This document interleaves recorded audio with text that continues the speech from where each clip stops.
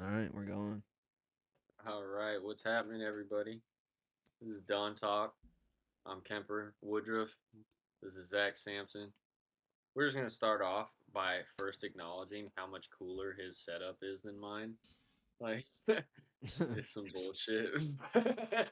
That's okay. We'll figure it out in time.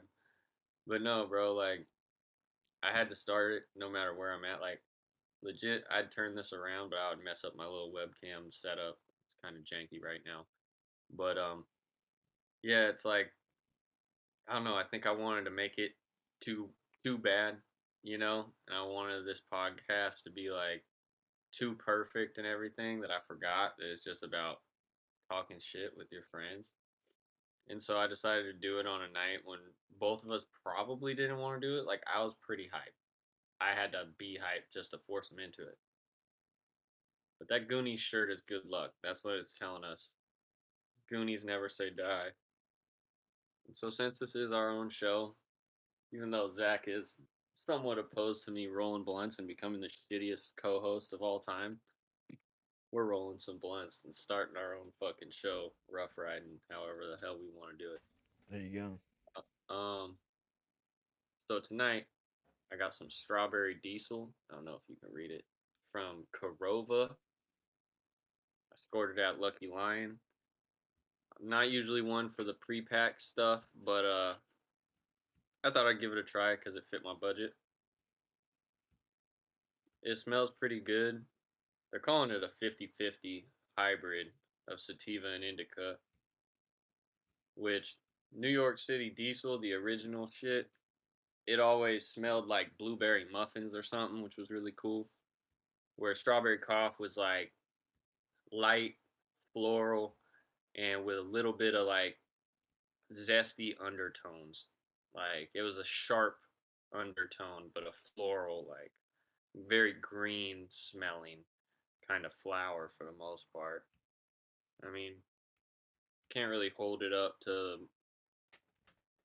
the best like lighting or whatever.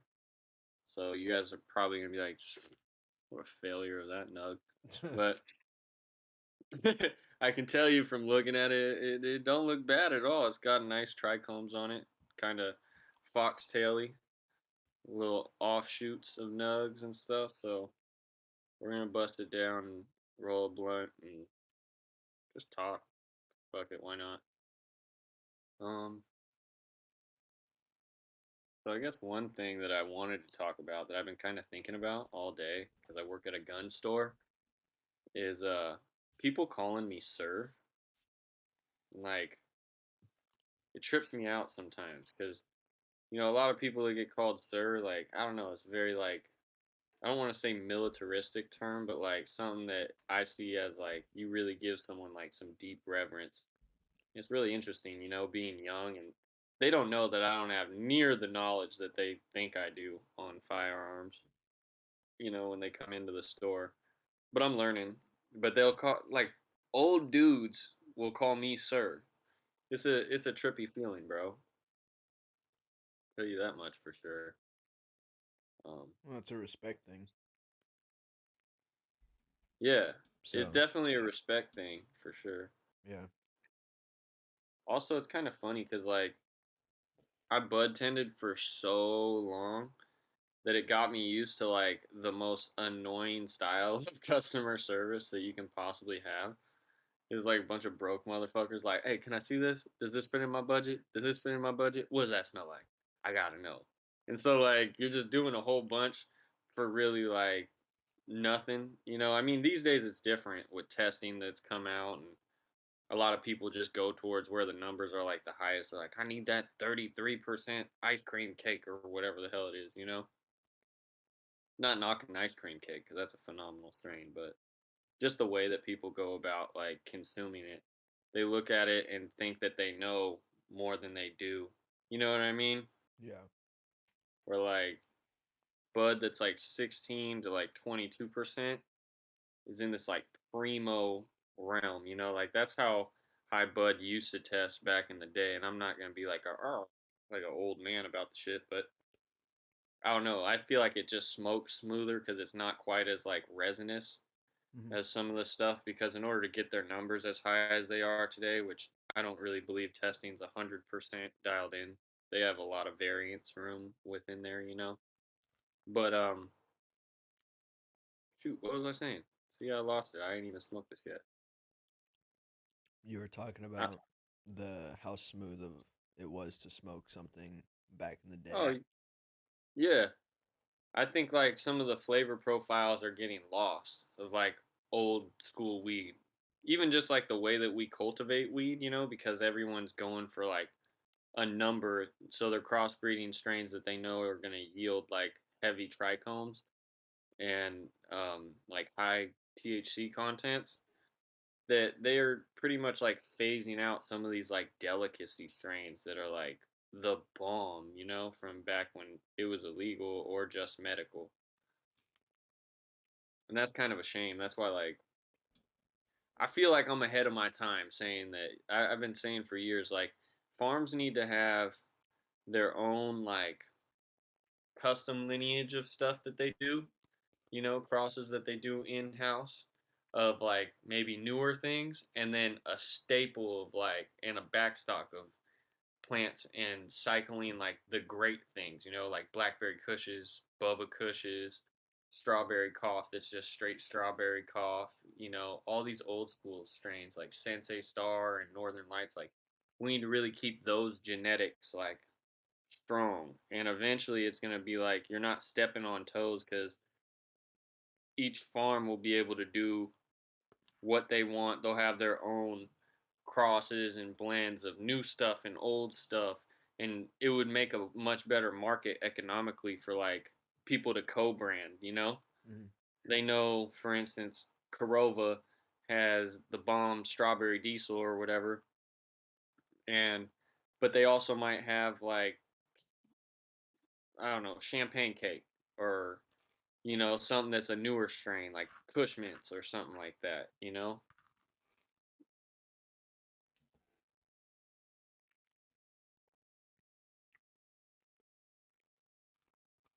Just munching. Yeah, bro.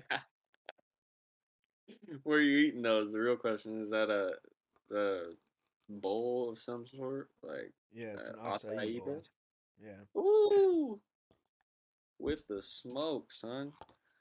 Yes, sir. I can dig it. Oh.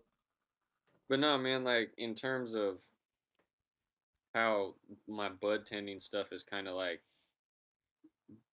taught me how, and then like pre-paved my way for me to step into this firearms game like differently, is really interesting because like it taught me how to deal with people in such a way that now when people come into the gun store, like when I was working at Green Gratitude, Yeah. it was just all about making people feel loved, especially because I started in like the medical days and stuff.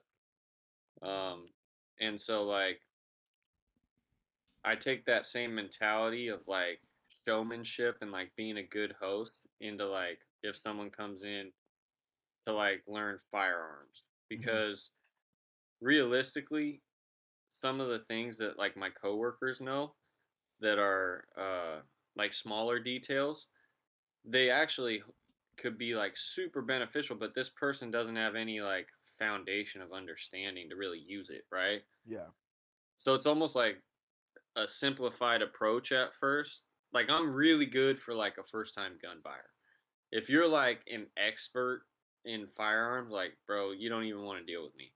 You're like, what's this dude like on a fluke, I might show you something that you don't know. But if you're like an avid gun enthusiast or something, you're probably not going to be blown away by my showmanship or whatever. You'd be like, get the fuck out of here. You don't even know the difference between this cartridge and that cartridge, or the numbers on Glocks, because I'm still learning all the different numbers, um, and just basic things. Um, Yeah. but to someone that's like just getting into buying something, I know that they feel like they just stepped into that room in the Matrix. You know what I'm saying? So I don't want them to have to ask me like, "Hey, can I see another gun? You want to see another gun?" They're like, "Oh yeah, for sure." I'm like, "All right, boogie over here." And I call it the gun safari. Like, I will take you all the way around the shop to like each counter, you know? And so, like, the way that I handle them, they're always like so appreciative when they leave. And I think that's why I get like the sirs kind of sometimes. Yeah. Like, thank you, sir. But you would be amazed, bro. Like, honestly, with this pandemic, a lot of what it showed me, and especially like living in Portland, Oregon, is like, man, everyone just, it's so human that everyone just wants to feel safe, you know? And I sell guns to people all day. And I'm not saying like there's people, some people should own firearms, but like there's different reasons, right? Um, Throughout the day, bro, I'll find myself like, say I'm dealing with like an elderly couple, Yeah. where like they're shaking to begin with, you know what I mean? Not from just being in the store, they're just shaking regardless because their age and shit, and their dexterity's not really there, So like they're coming into this place because they want to get something to feel like they can protect themselves, but like their mind is so innocent, They're like, man, I don't even anticipate concealed carrying. I just want it in my house so I can feel safe. And like it tripped me out, bro, because I was sitting there thinking about like, bro, people don't feel safe even in their own fucking houses right now. You know what I'm saying? Yeah, it's pretty crazy, honestly. Like, has the pandemic affected you like that, or just like all the riots and crazy shit going on in like Oregon right now? I don't live in Portland, so not really. But it's seen. Well, I've seen a lot of people who weren't political before become extremely political, like my dad. He wasn't Yeah. super like into it very much, and now he's all over it. So Yeah, I think people just want to know what's going on, but it sucks because you're always behind the eight ball of like media, and they're gonna tell you what they want leaked, as it comes out, But yeah, behind the scenes, there's like this whole other shit that's going on, and like on the day to day, all that you can really affect is like the people that you come across with. But bro, it will trip you out, like going and working in a gun store, because like the people that you see packing heat now, I'm like, damn, I look at it and it's like that might be someone that you see on the street and think of them like a square or something. Be like, man, like I could come up on this guy. You don't know who's carrying anymore, bro. Like everybody's carrying. It's crazy to me. Like I truly understand now when they're like, there's more guns than people in America. Like, no, I get it, bro. I really do. People come into the shop all day that got literally like 30, 40 guns, right? They might have like, I don't know, 4 or 5 people in their household. Crazy. But I mean, not really yeah. because they're fucking awesome. You know, Mhm. I'm in no way knocking the gun community. I love guns, but it's just interesting when you're dealing with people that I don't know. They either have like no reverence for it and they're in there like they're buying a toy or something. Like it's hilarious to me when people are like, "Man, gotta get my background check," and I'm like, "Of course, bro." Like, and it's so funny because like it's always these like redneck ass dudes. I hate to say it, bro, but it's always redneck ass dudes. They're like, "You mean I can't buy?" I'm like, "Bro, you're not buying a fucking pack of Sharpies. You know what I mean? Like, Yeah, this is different from buying a tape measure, bro. Like, you're trying to buy like 3 shotguns right now, and you feel me? yeah. There's a lot of people actually don't like actually realize how hard it is to get a gun in some states, in most states. Yeah, it's pretty whack, bro. Like, I've heard some stories of people being like I've heard stories of someone asking their friend that had a gun if they could give them a gun. And it's like, no, you can't do that. You can't just give In some someone a states, you gun. can. It's pretty You can much do it in illegal. Texas. Well, yeah, you can in Texas, but in a lot of states, it has to be registered to you. Texas I is only, not human, so we're not going to talk about yeah, Texas. I only know it because fucking on Joe Rogan, Tim Kennedy gave him a firearm. Yeah, It's cool. But no, I don't know, like I think it's interesting because in some states, say like California, right?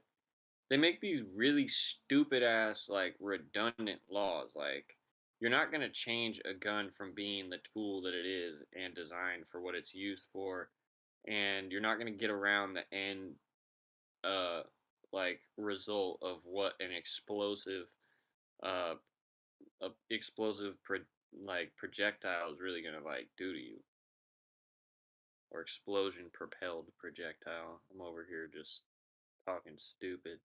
But you know what I'm saying? Like a bullet is gonna do what it was designed to do. I don't care if you fucking try and make it in the weirdest to use, hardest to use package. Like, have you seen Cali compliant rifles? No, I'm not really big into guns like that, so I have no idea. Bro, look it up right now, like while we're talking, because I know you can do it. Like on your cell phone or something. Look up a Cali compliant rifle. And when you see the handle, you'll be like, what? Like, why would they do it? I think on rifles they have something called like the bullet button. Someone was telling me about, where in order to release the magazine, you have to take like the tip of the bullet and stick it in the mag release to get it to drop the clip. Isn't that crazy? Yeah, it looks a little weird. Like they made it so you can't wrap your hand like fully around it. They're trying to just keep you holding it like this, bro. Literally, just like open, like you're palming it. It's Yeah. stupid. I'm like, bro, what if you really had to use that? You know what I mean? Like, if you're some senator or whatever, mayor, whoever the hell's passing these dumbass laws, you know? Like, it's really honestly such a deep thing when you think about how the prison system works and how that kind of sets people up that if the cops like pull you over and say you're not a California resident and you have a firearm on you, like, bro, that's not the state for that shit. Similar to like if you drive through some states with weed on you or whatever, you know, they'll still get on you about it with like real legal ramifications. Ridiculous. Yeah. I mean, I don't want to make this all about firearms, but that's just what I've been going through on the day to day. But getting back to that shit about like maturity, you know, and like how you feel when someone acknowledges you in a way with like reverence. You know what I mean? Um, like old people calling you sir when you're like not even a quarter of their age. Like, it's an interesting thing and like what it does to you and how you like look at yourself. Like I can't imagine what it would be like, say like if you get out of the military or something, right? And you come from like a humble beginning where your self image isn't good, you know? Mhm. And then you're walking around and people call you sir or like thank you and all kinds of stuff like that. Like that's a different feeling. The closest thing I had to it was when I was doing that like wildland firefighting stuff. Um, when I was in La Pine, and like the whole town just coming up to us and just loving on us and just hugging us, like you saved our town. Like that was a crazy experience for me, you know, them just waking up every morning at like 4 a.m. to make sure they fed us at 6 before we went out for the day and packing us like double lunches and stuff. And then you go out to like a state run little fire operation and you gotta eat their food. Like they still feed you, but it's not like not the same, bro. Yeah, they gave us such good grub. I'll tell you what, the Elks Lodge took care of us. Or no, it wasn't the Elks, it was the Legion. I think that's what it's called. I don't know if that's the same thing or not. All I know is I know where it is. And they were the best people in the world, just the sweetest people ever. I don't want to mess it up because literally they had a whole other club like right across from them. So it was like I think one was the Legion and then one was the Elks, right? And they literally are like across the parking lot from each other. I was like, damn, this is like Casa Diablo versus Acropolis. For those of you that don't know, two strip clubs that are like right across the parking lot from each other. I hope they're both owned by the same people or something, or they're just both cool with getting money. They got their own lanes or whatever.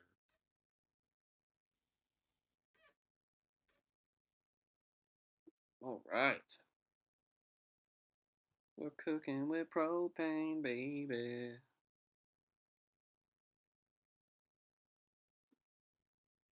You have anything interesting happen to you this week, or anything that like jogs your mind? Uh, I mean, Anything you've been nothing really struggling with? interesting going on this week, to be honest. I don't work during the weeks, so I only work weekends, and so during the week I just try and fill my time with random shit. But Becoming a content that's pretty creator much is it. like gotta be really in like it's one of the hardest gigs because you gotta constantly be like working on yourself. There's no Yeah. stop. And that's kind of why I was like, I like the idea of a podcast because everything is relevant. There's no topic that's like off limits, I guess. And yeah, you can just, man, you can say whatever you want. Every aspect of your life, whether you're say in my case, learning things about guns or like yoga or reading different stuff. Like with everyone staying at home now while they're working, or at least a large percentage of people, man, I can't imagine that content is ever going to really be the same because the way that we look at, and even just people, the way that we look at absorbing information and just trying to fill our days with like, I'm not necessarily going to say self improvement, but like entertainment that then leads you into being like, oh, damn, that's some shit. You start looking at things differently. And you're like, wow, I didn't even know. Like, bro, you fuck around and watch the Discovery Channel. I'm telling you, you'll be like, for real? That even existed? Like, that's a place on planet Earth? That's an animal that I didn't even know about? Like, get high and watch the Discovery Channel. You'll be bugged out. See what I did there? No, that's Animal Planet. You know what I'm saying? Yeah.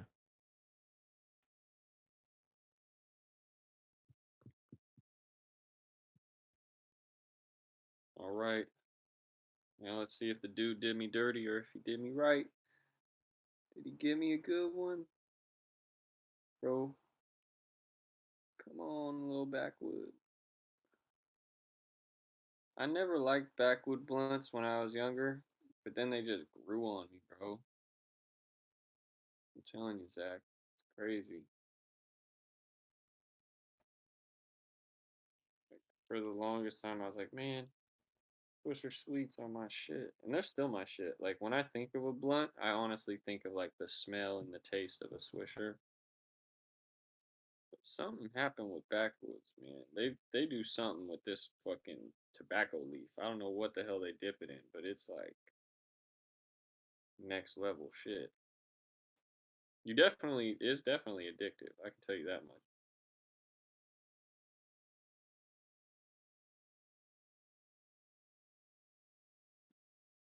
And they're hard as a motherfucker to roll. I'm not gonna lie. You might get a bum one. Like back in the day, if you got a Swisher, you might come out like a Desert Scroll or something. Like that shit would be so dry that like you'd have to lick it, and then hope that it doesn't crack as you're like breaking it. But this shit is like you might get a whole, you might have a stem running through your whole leaf and be like, what? Sometimes you might get like 3 out of 5, maybe 2 out of 5 backwoods that are like truly good to roll with in a pack, and they're expensive, bro. Yeah. It, I guess that's all relative. I mean, they're like $8 for a pack of like 5. But I mean, when you consider that all that tobacco is just gonna be dumped the fuck out, you know what I mean? I've Yeah. never once seen someone open a backwood and like a package of it and just straight smoke it. I'm like, I don't know who does this shit. I was watching Joe Rogan and Snoop Dogg, and they were talking about rolling papers and blunt wraps, Mm-hmm. and I'm pretty sure that backwoods have their own blunt wraps where you can literally just it's basically what you would usually buy but without the tobacco. No, what they're talking about, yeah, but they don't usually make those the same. What they were talking about is called a fronto leaf. You remember, They were well, she talking goes, about tobacco leaves. I can guarantee that. I watched it yesterday. oh, I know, but what I'm saying is a fronto leaf is basically a long backwood leaf, you know? That was one Super of the long. things they were talking about, but they specifically were talking about actual wraps, and I guess they had Googled it and everything, but then they brought up the leaf that you just talked about, and how like a lot of the old school like Jamaican dudes or whatever would carry one of those around and cut off what they need and Yeah, they're actually pretty awesome, bro. everything. And you can tell the difference because they don't have quite the same like head change that you get from a backwood. You smoke a backwood, you know you smoke some shit.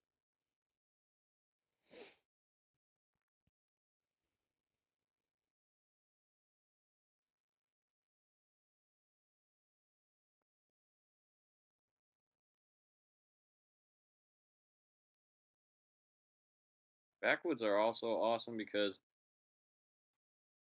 you can tell like how cool someone is that you're hanging out with if they can roll a good ass backwood. Like people that roll good backwoods, well, actually, some people be janky as fuck.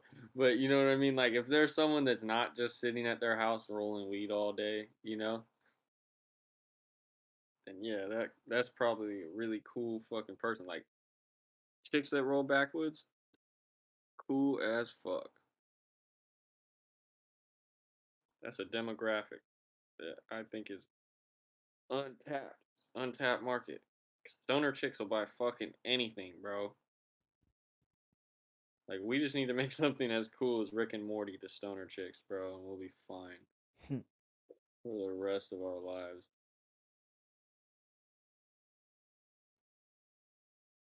There was some show that Duncan Trussell did that I really wanted to watch that I haven't gotten into. It was called like the Midnight something, I want to say.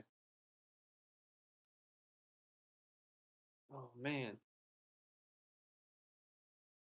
this is how you can tell I'm not like a good backwood roller. I'll roll that shit, smoke it. But I'm not like good at it. A Swisher though, I'll take you back to like 2010 with a Swisher. There's some old dudes in Texas that'll be like, boy, I'll take you way back before then. My dad actually smoked a Swisher, and there, granted, check it out. This is how I know he was going through some shit in his life. He had a Swisher in his car that he was smoking, but he don't smoke weed like that. So like at all. I'm like, damn, you were just about to smoke a cheap ass cigar. That's not even. I don't know how I feel about it. To be honest, I don't know.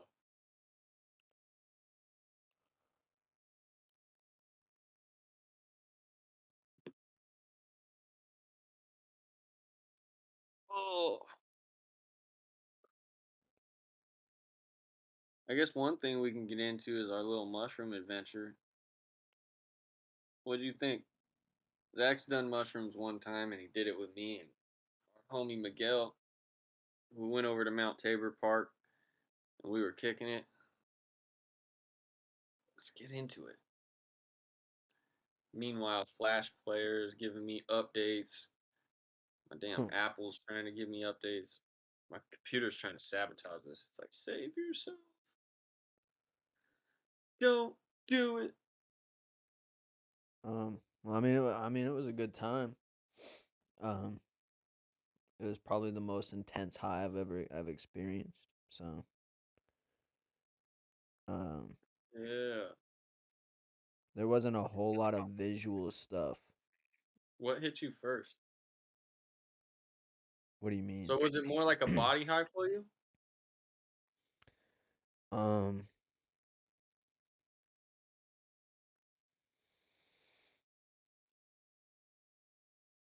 it was more of a. Some of it was in the body, but it was a lot of head high. Um, Woo! it was kind of an everything.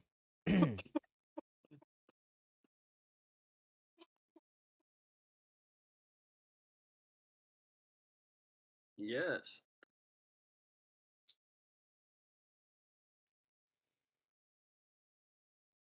Ain't that a bitch? That first hit is so good I coughed. It almost went out.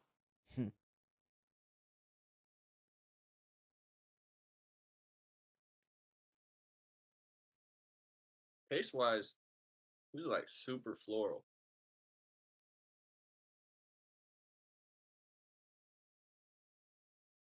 When I was younger, I used to just smoke bong rips on bong rips. I don't know that my lungs can do it anymore.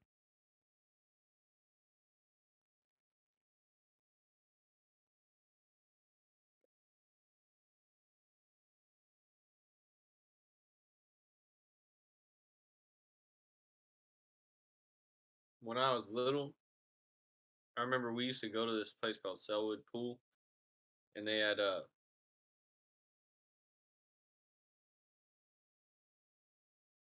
these slushies called Hush Puppies. You ever have one of those?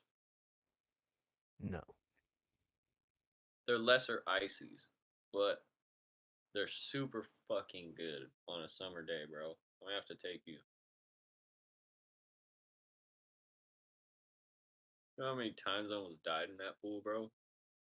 There were just so many floaty kids on rafts. Like the whole thing. And they would have a slide so you could go out and it would go whoop and then you just drop down. And that was like the only spot that was ever like clear in the deep end. Otherwise it was just like a sea of floaties.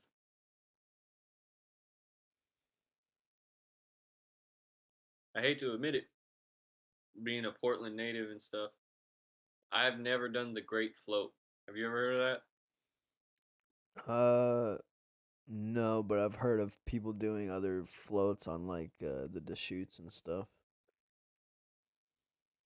No, this is from like Barton to Carver, I think. And then I think you go like way down this river and you float for like hours. I've wanted to do that for a long time. By the way, your Marilyn Monroe is icy. Yeah,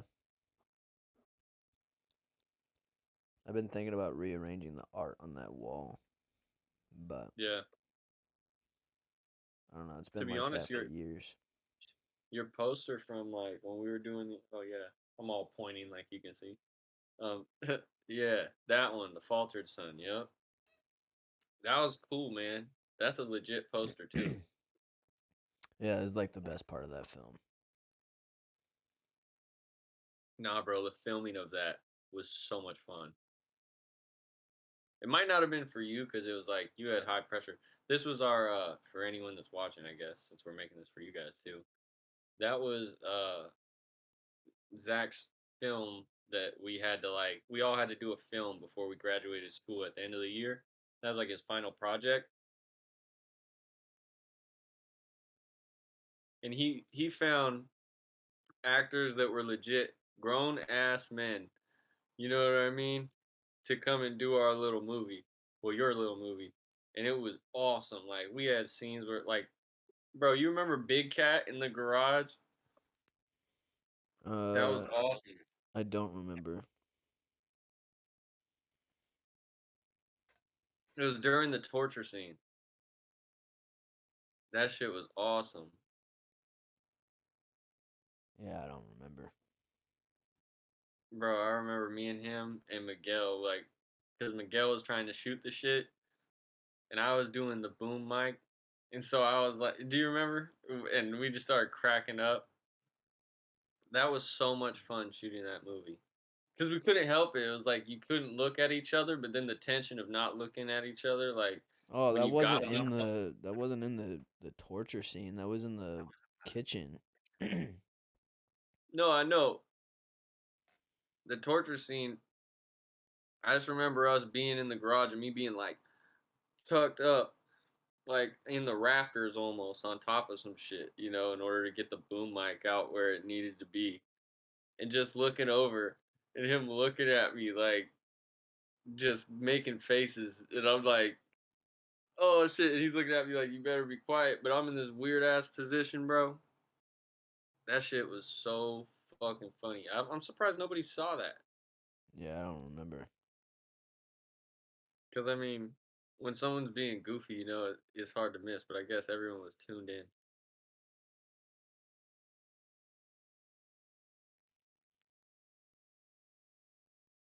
Yeah, that was honestly like a super disappointing experience. You think? Yeah. I think you should be proud of it. I know that's like totally opposite of how you feel because you're probably so much closer to the art. You know what I mean? Well, it was frustrating um because I had helped like the entire class on theirs, and I had Yeah. struggled to get people to be able to schedule people to come help me.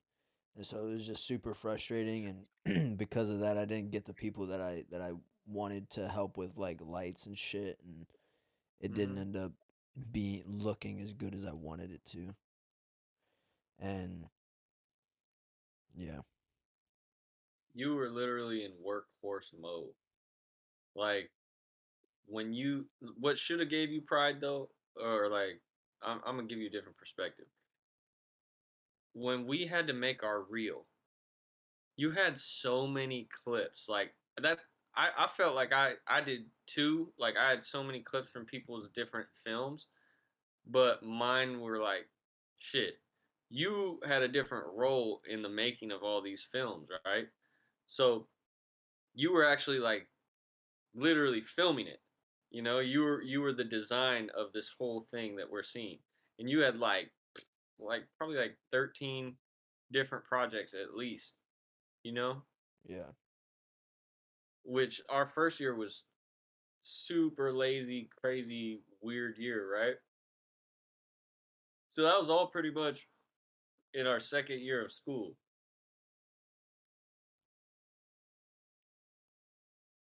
Yeah, I did a lot. Yeah. But that's also like one of the reasons why me and you were able to actually like be around each other more, you know, was the different projects and stuff. Yeah. That's also what's made me have the mentality of like, all right, I will help you, but you have to take the initiative. I'm not just going to hold your hand through all of this. Like I don't do that anymore. Like if Yeah. someone has a cool idea and they want me to help them make it, it's like I'm down for it, but I'm not going to hold your hand through the whole process. And so it's like Yeah. whatever it is, right? I'm like so I don't do that anymore. It's like you have to It's show just the initiative if you want me to be a part of it. yeah, and that's just like professionalism. You Yeah. know what I mean? Which is a good thing. When people are actually all in on whatever they do. I feel like that was one of the traps that even to this day, like reminding yourself not to lean on talent so much that you don't refine skills. And then you get into an area where you're trying to express it and you may have the knowledge internally, but you haven't got the reps in enough in order to like have stability, to the point like inner stability where then you become authentic. Like that's what allows you to have that poise. It's like nothing can shake you because you know where you're going. I got a vision. I'm heading that way. You feel me? Kinda, yeah. It might have been a ramble. I am baked, but I guess what I'm saying is maybe like in my life, even before we met, a lot of the things that I did, I was like 1 foot in and 1 foot out. You know, Yeah. I played a strange middle ground. I think that's what led me to becoming um an interesting like point of connection for so many friendships that I had, like especially in high school. Like so many different kinds of people, uh, like different groups and cliques. I would mess with like one person out of like all of them. So it was an interesting thing though. It was kind of love hate because I didn't make it easy on myself at all. I was talking shit. Boy, when I was young, I was talking that good shit. Now I'm like, I be just straight chilling.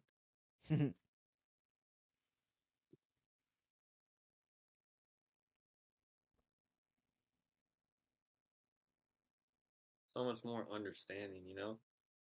Yeah. When I was younger, I just didn't want to hear it.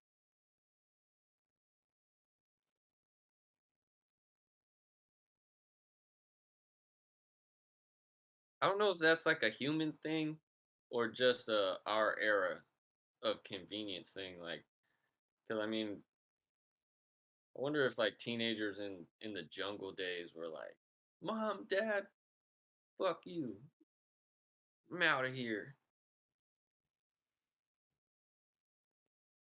I don't think you could do that. Most people wouldn't survive like that, or maybe they would because they It lived a more simple life and they got to see their parents do it. You know, it do what probably they knew wasn't like to they define, just fucking they probably didn't just leave. Uh have different ways of defining. yeah, it was probably similar, but it was probably just different ways of rebelling.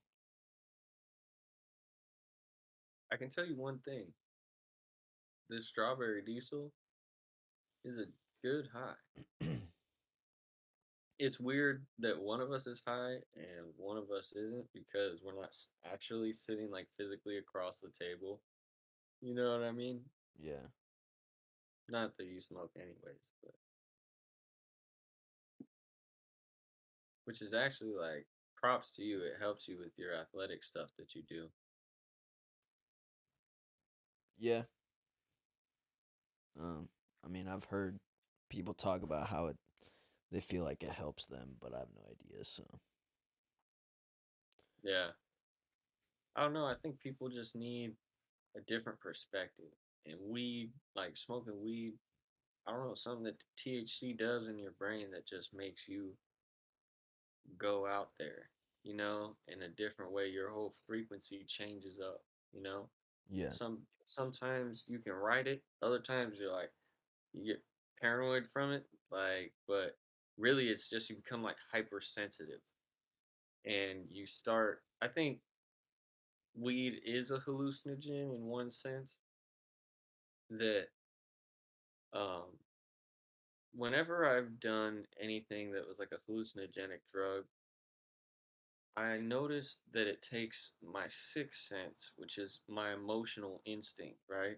How I feel, and makes it like my first sense.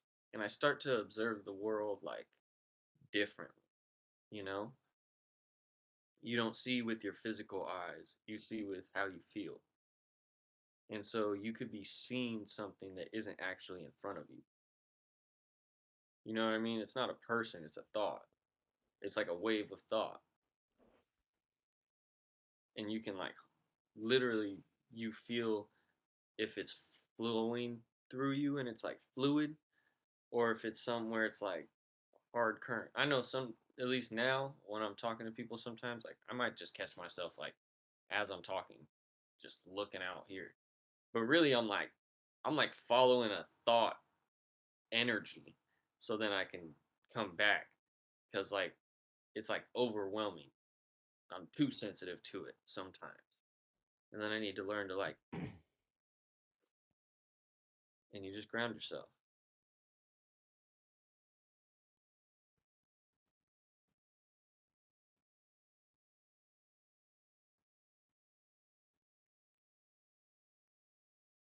No? Nothing? I don't know, bro. You and I have a different perspective on that cuz it's just like Give me your take. um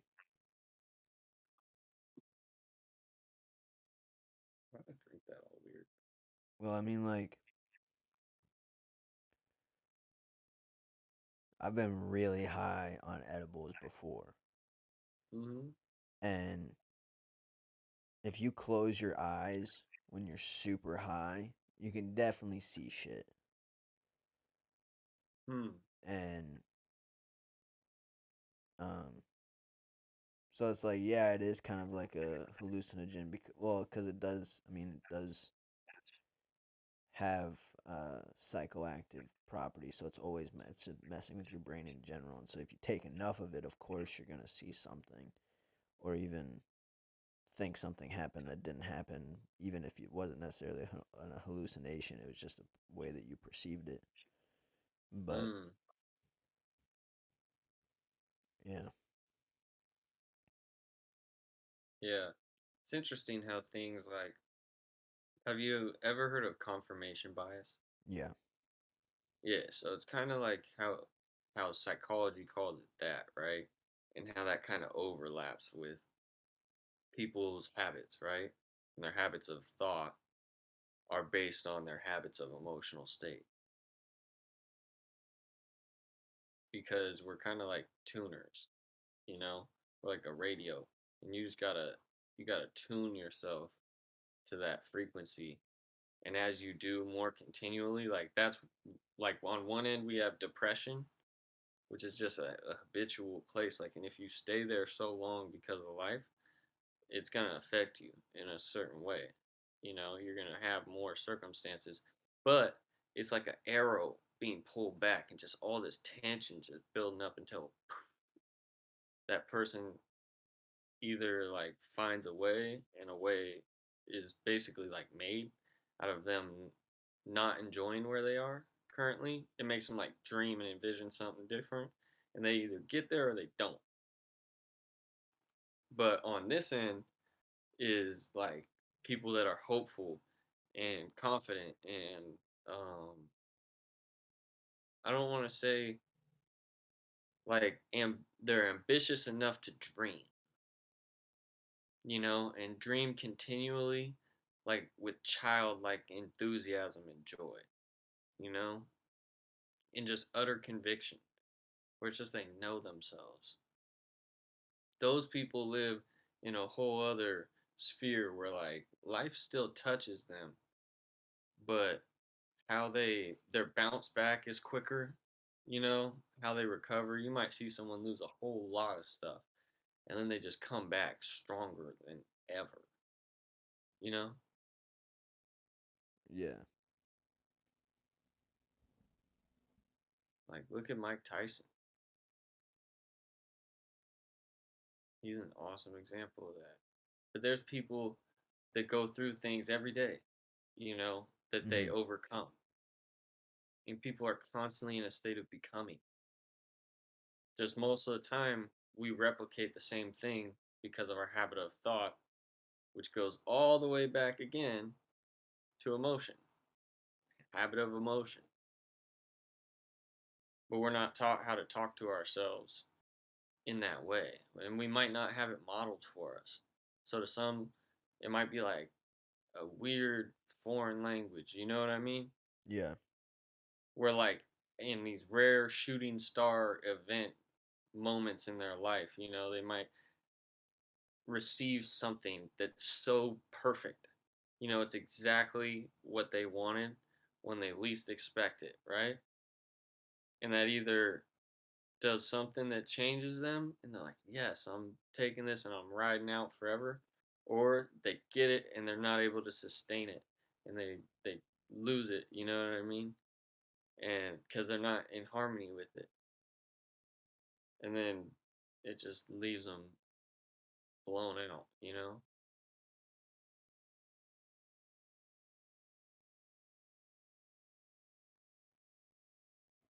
This is actually a pretty decent podcast, bro. I think if anyone made it this far, they'd be pretty satisfied. yeah, probably. I don't know though. I guess we'll find out. I'm voting. Yeah, if I'm voting, I'm gonna say yes. It's by no means the greatest podcast of all time, but It's a good one. It's a good one.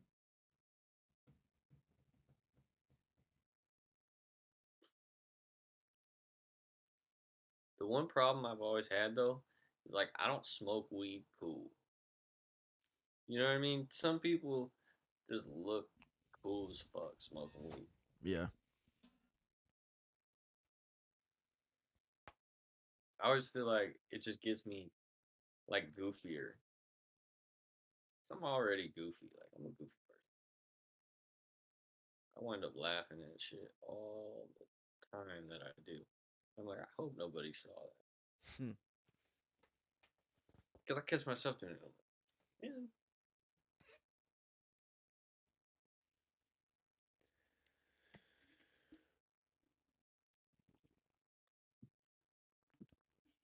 I got to see one of the guns from John Wick today. Yeah. What was Hmm. that like? What was it? It's a Terran tactical pistol. Nice.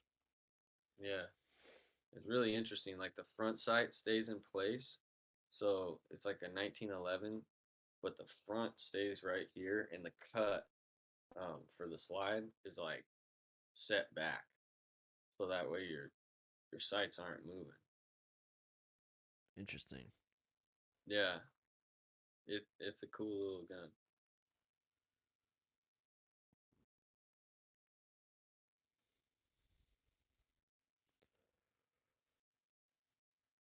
I got some gummy vitamins over here that I'm looking at. Might just have to tear into some of them. That ever happen to you when you're baked? Does Hit me. whatever happened to me when I'm baked? You just look at some gummy vitamins or something. You're like, man, I just want to tear them up. No, I don't. I don't eat gummy vitamins. Bro, I have too many specific ones. you don't know what you're missing out. You should just add some gummy vitamins just to add Nah. Nah. them. I'm good. This is a hard pass. Yeah. All right. All right. I mean, you still relevant. I don't need Tearing it. like most gummy vitamins are just multivitamins, and I don't need one. Bro, if you have a buffet of gummy vitamins in the morning, you know how set for your day you are? Maybe, I'm telling you. but I can't get nearly as many for as cheap. Yeah, but you're like on level 10,000, I'm telling you. I don't know. I start my day pretty good as it is. Oh, yeah. So,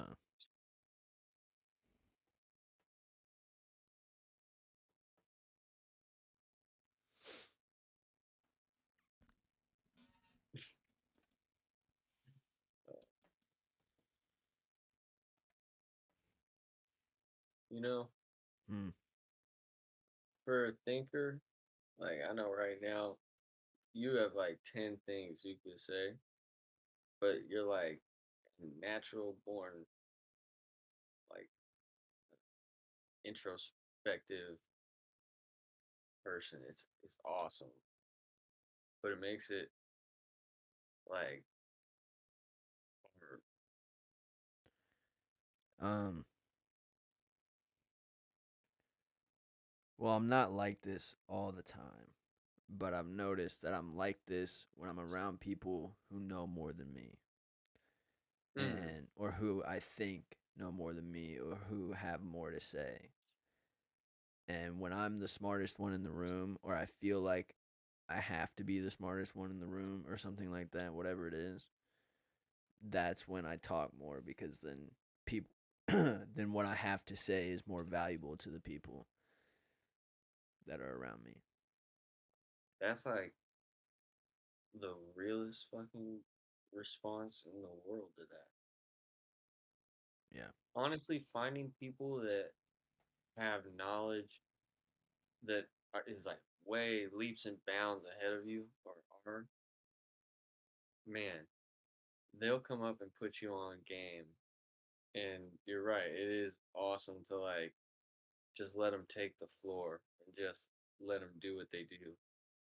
I got to see Maya Angelou one time when I was younger, and it was a different kind of speaking.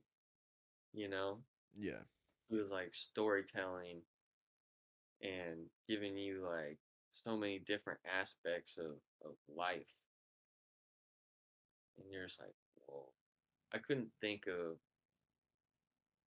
how crazy it would be to sit and have an interview with her.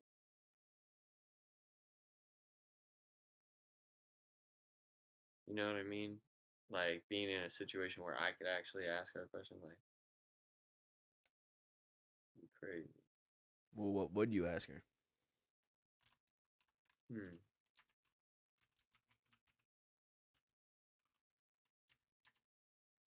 I'd just ask her to tell me a story. Honestly, it sounds simple, but like, I just would want to sit there and hear a story that like nobody else knows. And I feel like whatever she would choose would be based off of like how we're vibing, or like what she might see that I need. Yeah. Isn't it strange how people can come into your life and it's like they saw what you needed way before you? It's usually how it is when it comes to like lifestyle or Mm. perspective. Um, Usually the people on the outside see it first, and they'll, if they're good friends or that they care about you, they'll tell you that they see it, and then it's up to you to determine if that's what you want to go with or not. Mm. Sometimes people deny the outside perspective as not being true, and then they continue on with whatever that is going on, and then it turns out that they should have listened before. Yeah. But you can't really force someone to listen. They're only willing to listen as far as they want, and then My yeah, my mom used to always say you can't put an old head on young shoulders. And I always was like, what are you talking about? I'm grown. Then no, it wasn't. You know what I mean? yeah, But moms can just sense what you need. Isn't it crazy they grew you? What? yeah. Women make all people. It's crazy. I was hanging out um, around a couple of my homegirls, and they had all their kids together and stuff. And I was sitting there, and I was just like, I closed my eyes for a minute just to imagine, like, this is kind of like the noise level of like what moms hear all the time. You know what I mean? Yeah, Just when you got kids, it's either like quiet and you're like, what's going on? Too quiet, or it's like a mild fucking circus going on in the background. Just screams and arguing and talking and you know what I mean? You just yeah. got your eyes closed and you're like, damn, that must be what like actual life is for like moms and shit. That's bananas. But I guess I never even like I think I like to glamorize and look at like the highlights of things. Like I almost try to just straight ignore the negative of things. And sometimes I think that like makes me naive in some sense. But really what I try to live my life by is like I feel like if it's not aligned with God and like that feeling that I get, you know what I mean? Like when I walk into church or like when I see somebody that I haven't seen in a long time and I'm like, "Oh, like it's like your friend." You're like, "Ah," but like you don't even know, you don't have to express it outwardly. Like literally it happens like in a emotional like energy thing. You know what I mean? If it doesn't align with that feeling, like I can't do it. Or at least I try my best not to. You know, you still do stupid shit all the time. I can't do doing stupid shit.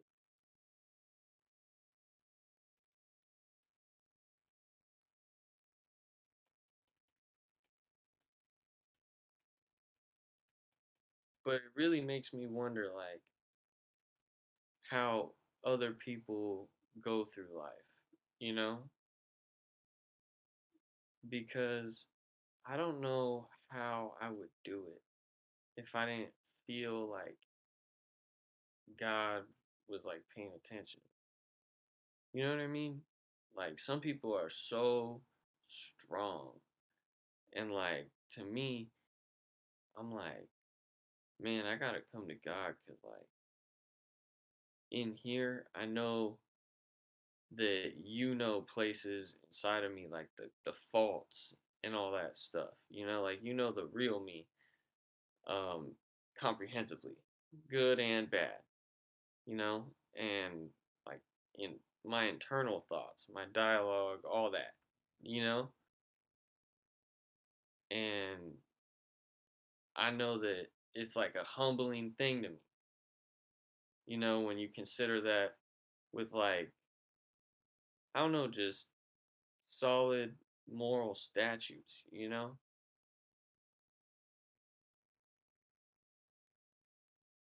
Because that's how I look at like, you know, the Bible has like the Ten Commandments, you know, but other religions like Buddhists have like the Eightfold Path and things like that, you know? Mm-hmm. Every philosophy of thought, I guess, or like house of belief. I don't know how else to call it. But there's like one frequency of God. There's just one because it's everything.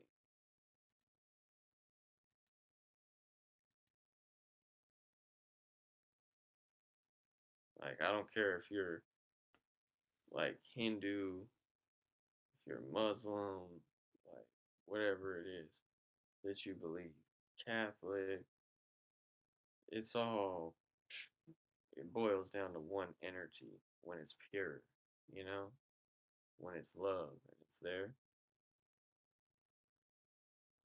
That's why it's like I don't care what you call it, as long as it's that feeling like it almost feels like when like Beyonce hits a high note, and you're just like, oh, you know what I'm saying, I don't really listen to Beyonce like that, but bro? Just think about like any really pretty like voice, you know, maybe like the national anthem or something. Doesn't something hit you when you watch the national anthem where you're just like, oh, like, bro, I don't know, it does something. sure. I don't know, what is it that, what, is there like a sports team that you like, or like what makes you feel that kind of like pump? What do you mean? Like, Like where you get the chills,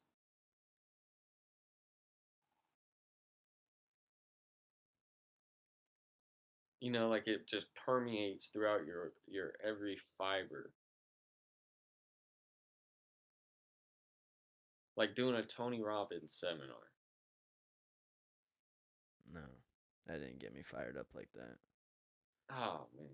Like, that was fun, but I was uncomfortable the whole time. I wasn't very excited about any of it. Yeah. I was like pumped. I was like, what? Um, I don't know. That was like a deep dive uh, through like my consciousness, you know?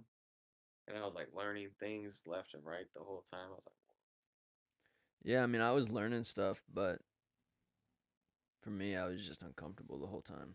It was yeah. weird. It made me look at media totally different. Yeah. I was like, all right, there's a potential to create a totally different experience for somebody, you know? And it wasn't like things that were dramatic. It was just using different methods of stimulating your brain, and combining it with movement and all that kind of stuff, that we were doing. Like that was a whole different thing.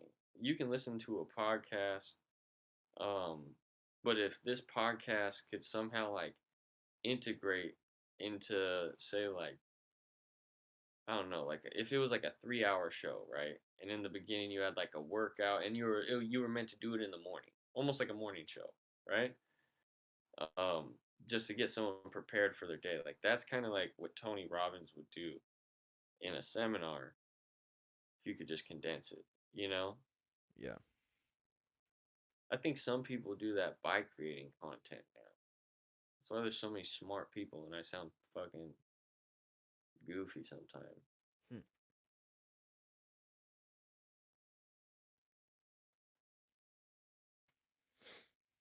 But at least like at the end of the day, when you're chilling and you're honest, you're just like, this is how I feel.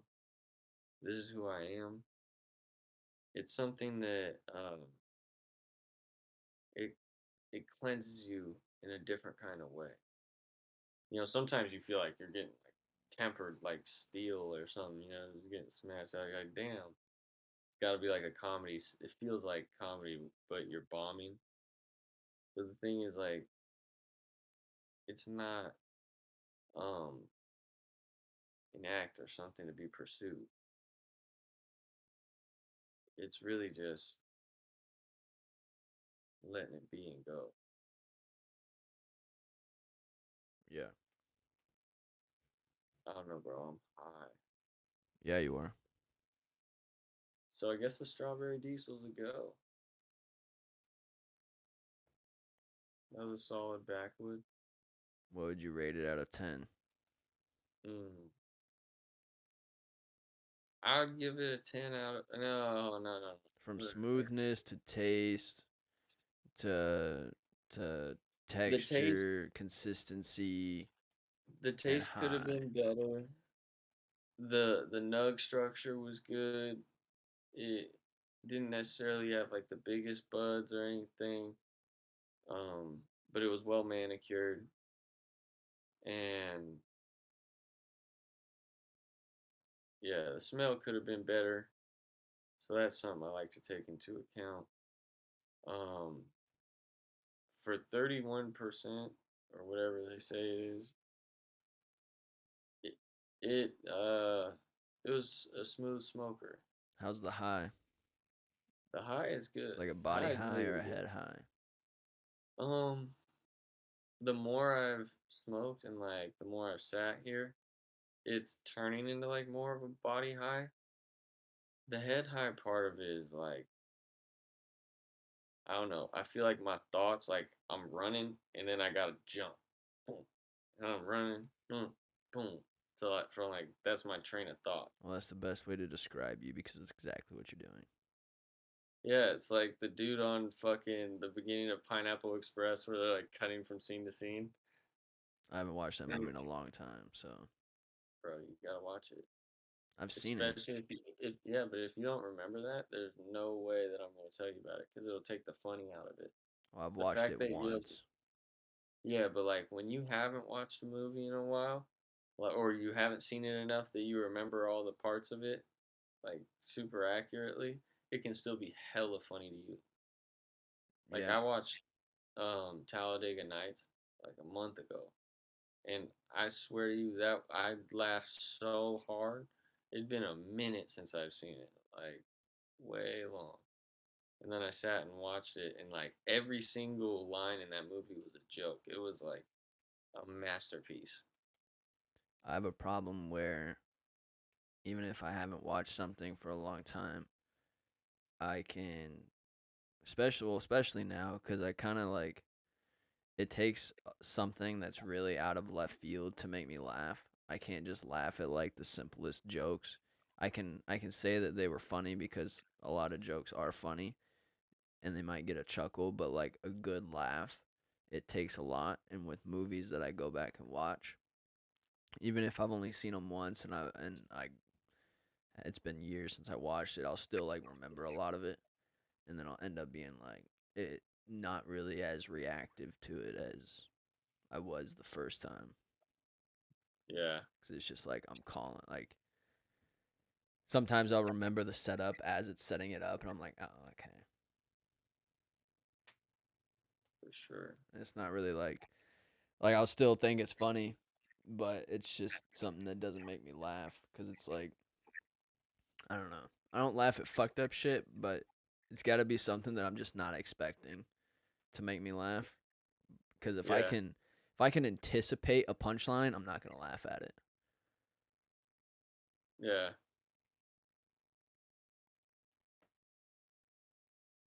Hey, bro, what did you think of Dave Chappelle's last stand up? Um,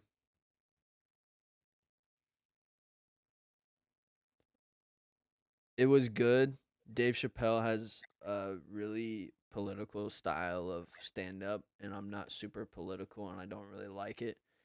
But he had he had funny jokes, and he obviously probably did what he wanted to do, which was prove a point, and I think he proved that point to a lot of people.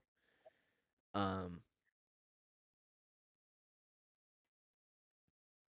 but like I said before, I like I can say something's funny because it is funny. It just doesn't make me laugh because I felt like I was able to anticipate it a lot the whole way through. Bro, he had me rolling. Yeah, I, it was a I good would say, special. I wouldn't say that he's like political as much as the like the magazines sell more if they politicize it. You No, know what I he's mean? political. That's all he talks about. Well, I don't. I think I've when seen we're talking every about stand up. political, I've seen I'm every literally thinking single about one of like his I'm specials. thinking about like politics. You know what I mean?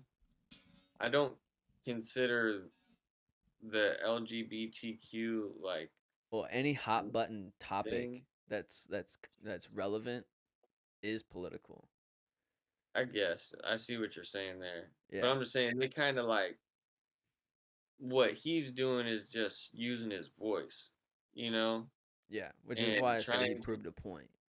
yeah, trying to like really express something that's a very human story, you know, Yeah, and being super authentic throughout his whole career, you know, and just really like being genuine and people painting him out to be like crazy for just being a genuine person. yeah. Because He true proved a really loyalty, good bro, point though. So true loyalty looks crazy, bro. When you truly see someone that's loyal, you know, like someone that they know you got beef with somebody, so they pull up like, what? yeah. Like it can look crazy, you know? Hmm. But that's like true loyalty. And true loyalty to yourself can look even crazier. You know what I mean? I Especially do. on that scale. So for him to like look at it and weigh his options and then walk away was like that was him just feeling how he felt. And then turning around and looking at the whole industry and being like, "Man, I'm going to kill you with the ultimate kindness, which is laughter." You know? Yeah, I'm going to make something that says this point in a way that's, you know, like genuinely not meant to make anyone feel bad. It's made to make you laugh, you know? So the whole intention is like to be out of left field where people don't see it coming, you know? You're like you're a better man than me that because when I see Dave Chappelle, it's like a childlike experience. I remember watching Chappelle show when I was little, bro. Super little and loving it. It was so funny to me. And well, I'll like tell I you didn't what, even it's not fun to be able to anticipate punchlines to comedy because you don't laugh as much. It's annoying. Kind of then sucks. you should make other people laugh. Maybe you should be a stand-up comedian, bro. No, Dude, if you got reps in, Human interaction drains my energy, and I would just I would go up and then down instantly, or I start up here, and I would poof very quickly. yeah, but I feel like when you're down here, like that somehow is where like it's like a comedy sweet spot, you know? Like you get used to that, and people go through this with trading too, you know, because trading is such like an emotional and like energy investing thing to be a day trader and all that kind of stuff. That it takes a while of like losing money before you lose the attachment to the money. And then all of a sudden, you don't see a loss as a loss. It doesn't affect you the same way. Yeah, Because you know you're in it for the long haul. You know things can turn around. You know that you'll have a good day just as sure as every now and again having a bad day. That's just part of it. I gotta go to the bathroom real quick. I'll be right back. do your thing.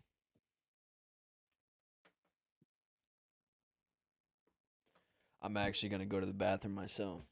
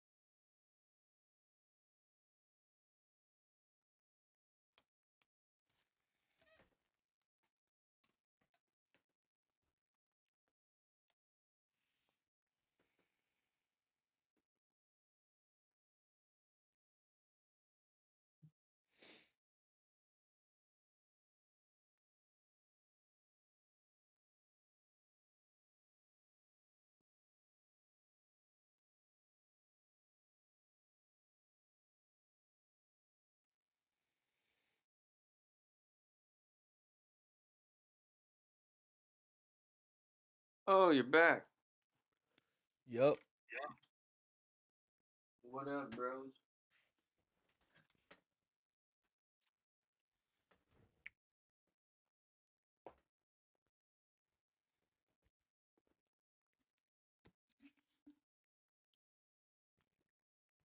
Oh,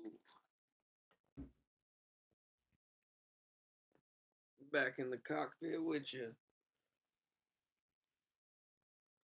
Roger Dodger.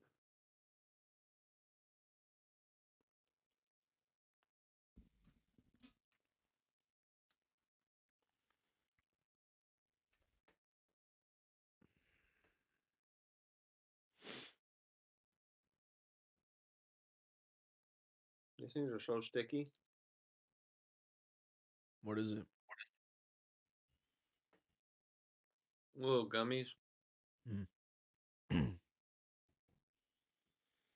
The melatonin gummies. You be going to sleep soon.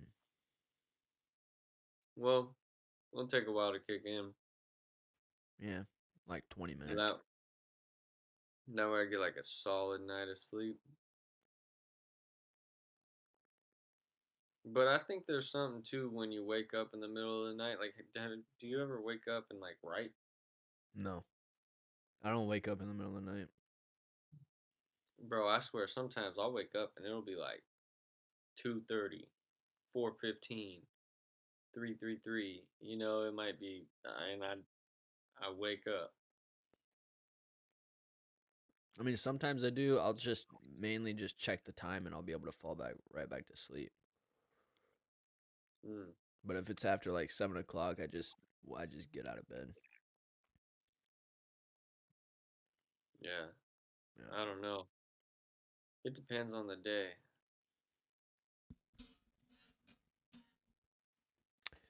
Yeah. I'm a pretty solid sleeper, honestly. When I was little, I was. Nowadays, not so much. I mean, it's weird though, because I dream.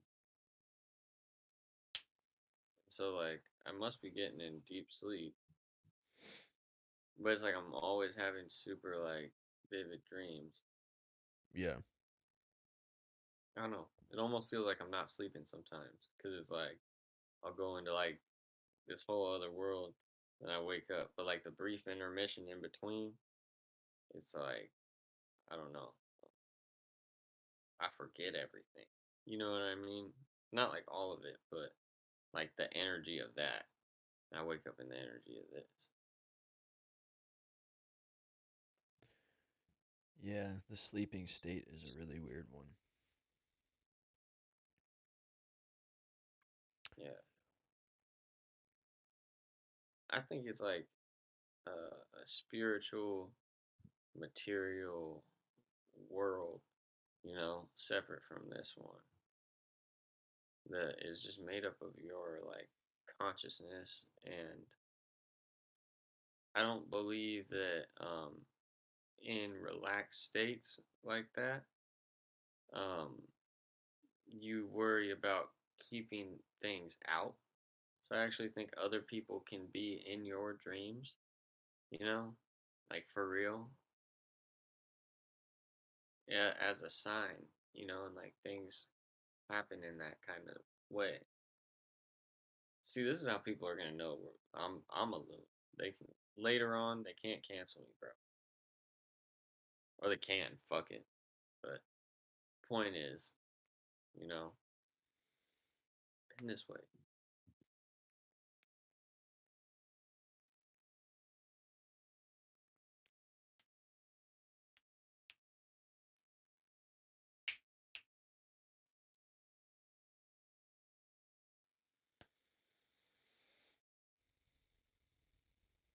I sold this tiny little shotgun called the Cricket, bro. Yeah. It low key looked hella fun to shoot. It was like a little pump shotgun, but it was like a small one. It was only for like a 410 shell. I was like, I don't know what you would even like really shoot with this,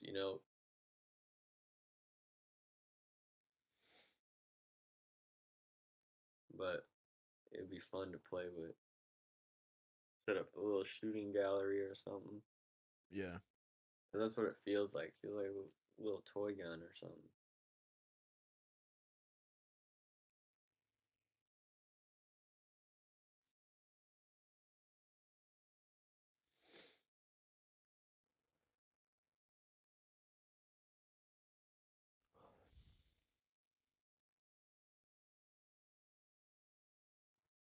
That's hella funny, bro.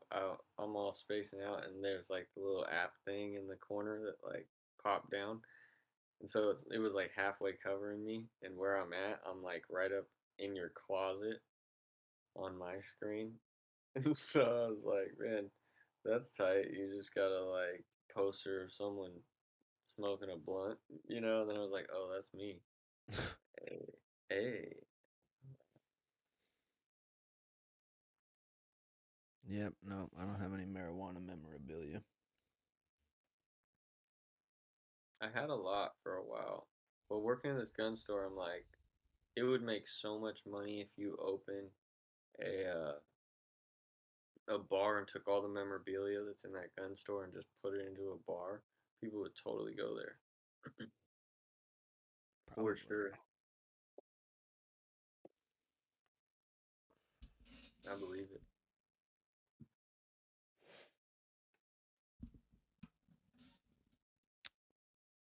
They'd have to have an insurance policy. I think it'd probably be like the safest little bar because everyone's strapped, so no one wants to have a shootout up in here. Are you saying a bar connected to a gun store or just No, having stuff no, just that's a bar with all the memorabilia. But you know it's gonna attract people that are packing. yeah.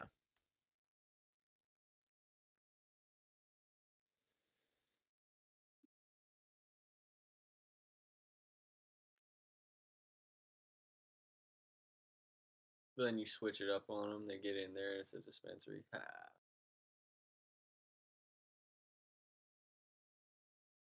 Have a hookah lounge in there or something.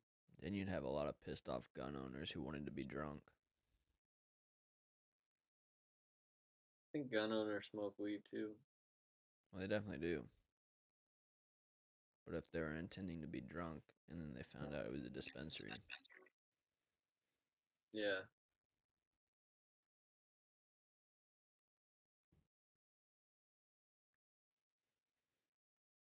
that damn train. Can you hear it? no. I live by the train tracks. It's so loud. But I have to have my window open so that way I'm not smoking out the room so much that shit goes off.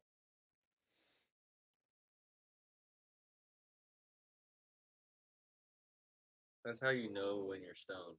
You just start replacing the name for things with cuss words. Fucking shit goes off. Everyone knows what I'm talking about, but I do that and I'm not stoned, so maybe you're perma stoned. maybe. I I've think I had kind of someone am. tell me that I sounded like I was high when I wasn't, and I was like 4 months sober. They're like, "Dude, you sound like you're a vibe." I'm like, "No, I'm extremely sober. I'm just tired." That's hilarious. I sound like I'm a. To me, I sound like I'm still in like high school. I feel like I have a senior's voice with like a 25-year-old's raspiness. That's funny.